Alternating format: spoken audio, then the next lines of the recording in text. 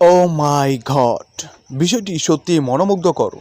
অবশেষে পূরণ হলো শাকিব খানের পাগল ভক্তের মনের আশা। জানা যায় গতকাল শাকিব খানকে দেখতে বরিশালের ভোলা থেকে ছুটে আসেন এক ভক্ত, কিন্তু দুর্ভাগ্যবশত শাকিব খান চলে যাওয়ার কারণে দেখতে পারেননি তাকে।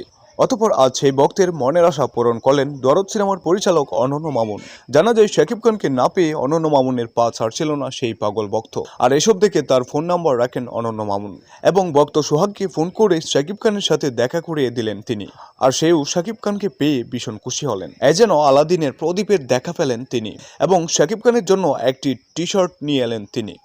অবশেষে শাকিব খান সেই টি শার্টটি গ্রহণ করলেন। জানা যায় সেই টি শার্টটির মূল্য 9,000 টাকা। তাছাড়া শাকিব খান তাকে এমনি এমনি ছেড়ে দেয়নি। জানা যায় শাকিব খান সেই ছেলের টি শার্টে নিজ হাতে সিগনেচার করে দিলেন।